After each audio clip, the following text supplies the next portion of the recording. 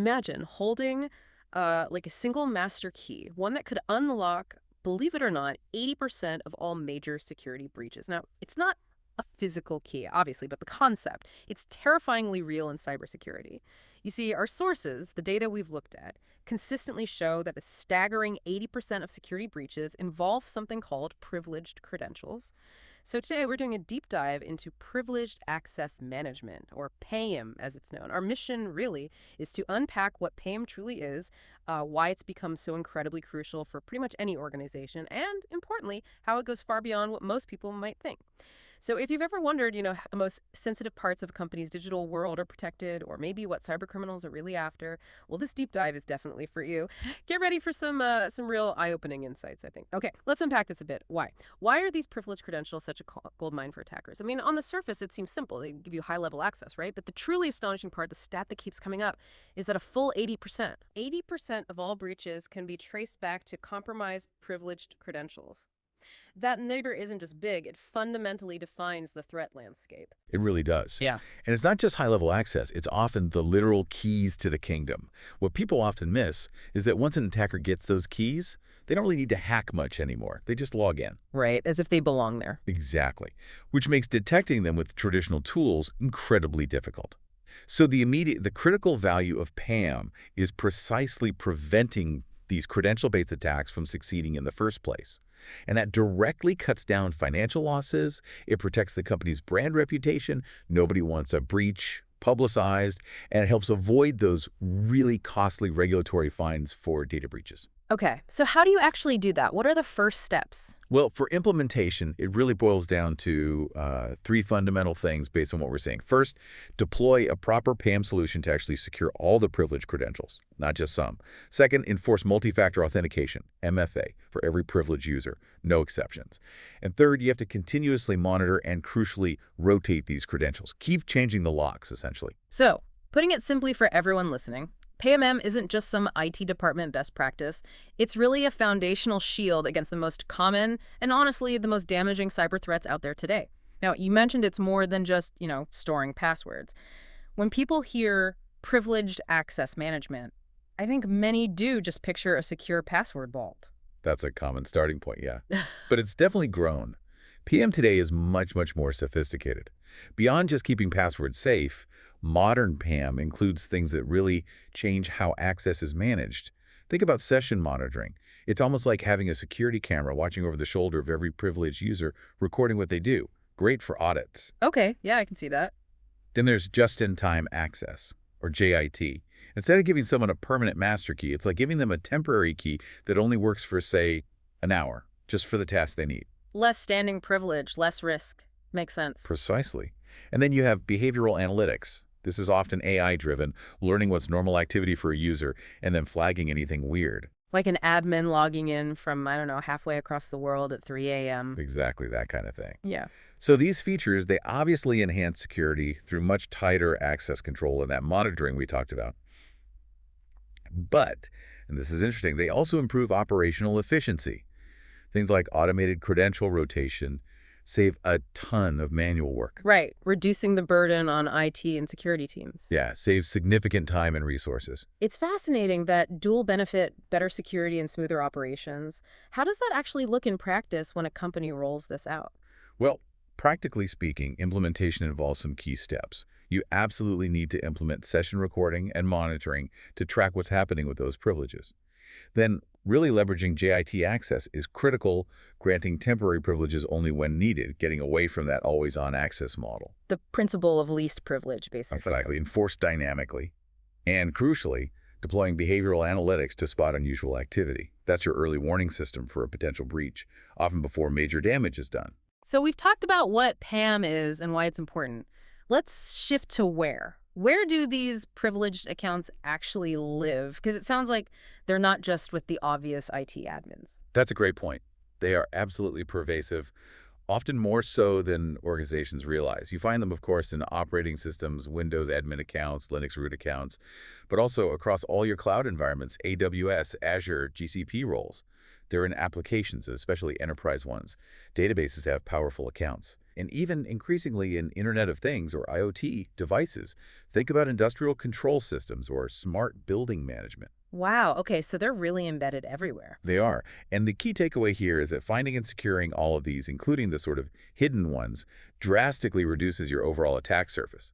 It also massively helps with compliance, making sure all that powerful access is managed properly, and ultimately it just strengthens your entire security posture. You mentioned hidden accounts. This brings up something specific the analyses highlight quite often: service accounts. They're flagged as a major risk. What makes them so vulnerable?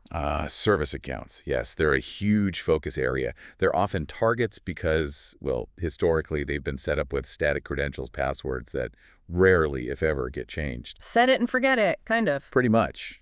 And worse, they frequently have way more privileges than they actually need to do their job. Think of it like this.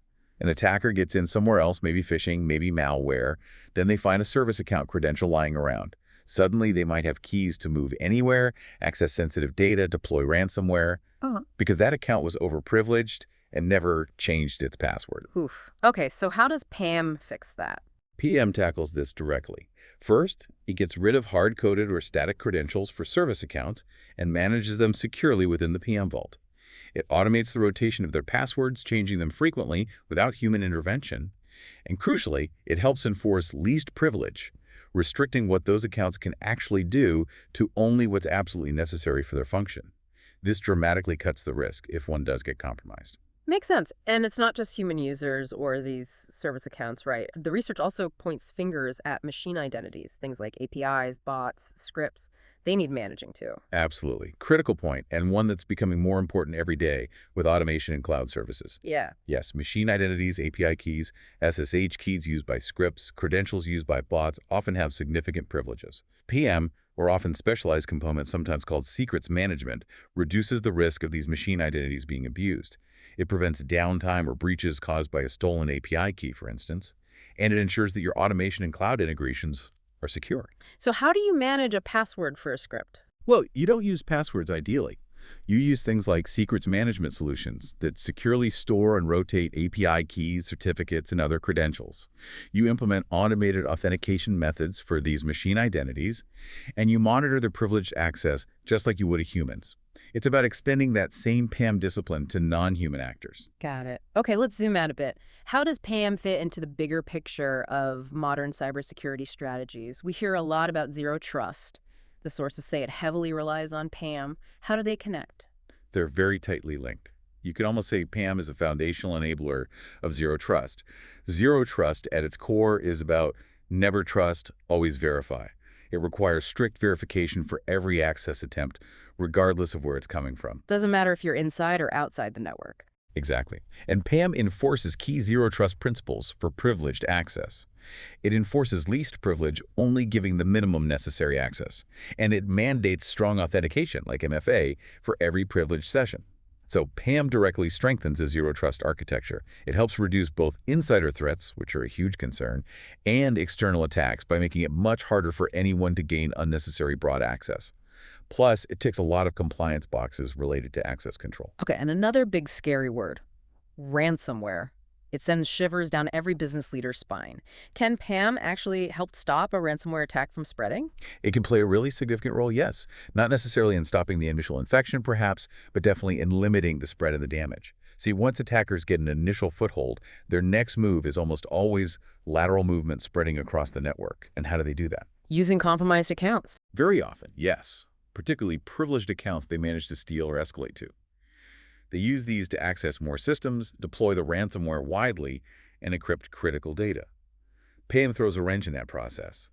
By strictly controlling and limiting privileged access, restricting what accounts can do and where they can go, it makes it much harder for ransomware to spread laterally. So it contains the blast radius, so to speak. Exactly. It can drastically limit the damage, potentially reducing the financial impact by preventing widespread encryption and those tripling ransom demands. And it definitely helps with business continuity, making recovery faster if an incident does occur. And how do you implement that aspect? Is it just the core PAM features? It builds on core PAM, but often involves specific tactics like enforcing application whitelisting, only allowing approved software to run. using endpoint privilege management to remove local admin rights from standard users, which is a common escalation path, and implementing real-time threat detection, specifically looking for signs of privileged account misuse that might indicate ransomware activity. This is clearly evolving. As IT itself evolves, security has to keep up. A lot of reports mention that privileged access extends to cloud and DevOpses. What does that mean for the older, maybe more traditional PAM tools? It means PAM itself has had to evolve significantly. Traditional PAM often focused heavily on, the on-premise data center, Windows servers, network devices. But modern IT is hybrid. It's cloud infrastructure, IaaS, PayRes. It's fast-paced DevOps, pipelines, containers, Kubernetes. It's CI/CD automation. Much more dynamic, much faster changing. Absolutely. So modern PAM solutions need to secure these environments too. They need to manage privileged access in AWS, Azure, Google Cloud. They need to integrate with DevOps tools and secure the credentials used in automated pipelines. That secrets management piece again. Effective PAM here reduces vulnerabilities in cloud workloads and containers and actually improves IT agility by automating access management within those rapid DevOps workflows, often using cloud-native tools. Okay, that makes sense. Now, shifting gears slightly, something you mentioned earlier was session recording. The sources often call it a double-edged sword.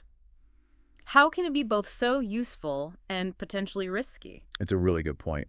Session recording is powerful, no doubt. It gives you incredibly strong security oversight.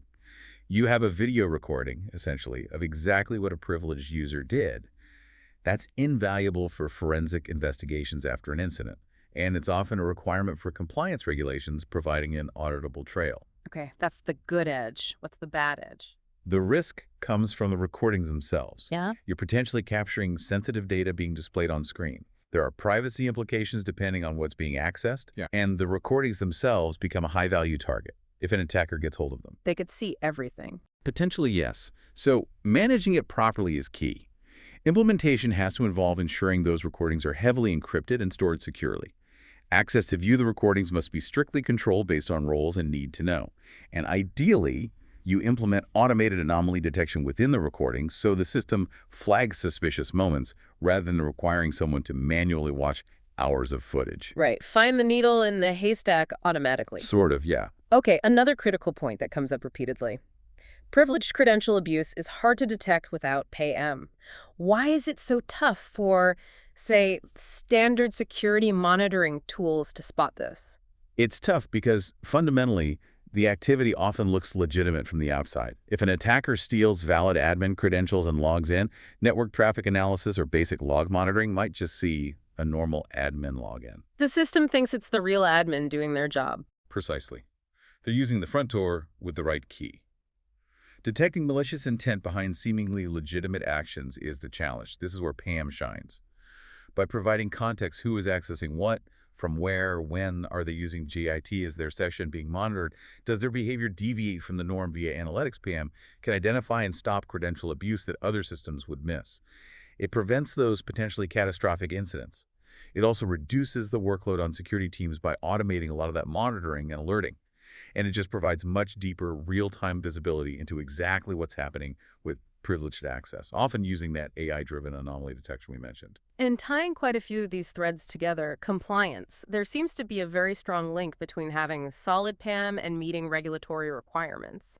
How does PAM actually save organizations from those big fines? The link is incredibly direct. So many major regulations, think GDPR in Europe, HIPAA for healthcare in the US, PCI DSS for payment cards, NIST frameworks, which are widely adopted, they all have explicit requirements around controlling and monitoring privileged access. It's baked into the rules. It really is. They mandate things like least privilege, auditing access, secure credential management, separation duties.